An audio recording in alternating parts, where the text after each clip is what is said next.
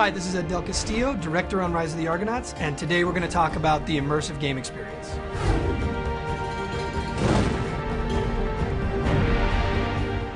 When we approached the game, we said to ourselves, okay, what can Liquid Entertainment do for role-playing games that hasn't been done already?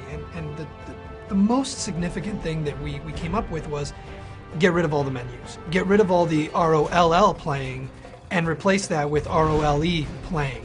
If you look at most RPGs today, you spend over 50% of your time in menus. You're playing the menu game. One of our goals from the outset of Rise of the Argonauts is we really wanted to immerse the player within the world of mythological Greece. And we're doing this by getting rid of the heads-up display and minimizing interface as much as possible. We understand that a lot of people that are familiar with action games, that are familiar with RPGs, rely upon their HUD. We do have the option in the game for the player to go through and turn on a HUD element, but the HUD is going to be off by default.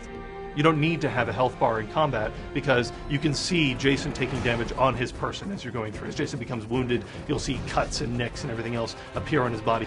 And the same thing applies for enemies. You don't need a bar sitting above the enemy's head. And the added benefit is that it continues to immerse the player within the world.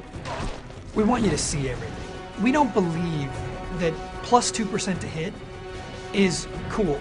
We don't believe that plus 3 to damage is apparent to the player. We're trying to show you, every time you buy an upgrade, every time you get a piece of equipment, we want to show it on you. We want to show you what you're carrying all the time. We don't want you to have all of your weapons hidden and from out of nowhere pull out a spear. When you upgrade the mace, it's going to start stunning people. Stun is something you can see in the world. You upgrade it again, you're going to start knocking them down. You upgrade it again, you're going to knock them back, which gets them out of your way. So all of these upgrades are visual. And that's the key to everything that we're doing, so that you have the best, juiciest experience you can possibly have with our game. So Jason fights alongside Argonauts, and in a lot of games where you have a squad of sorts that are fighting with you, the interface for that requires some kind of a UI component to be on the screen at all times. The moment that type of a UI screen comes up, immediately you've alienated the player.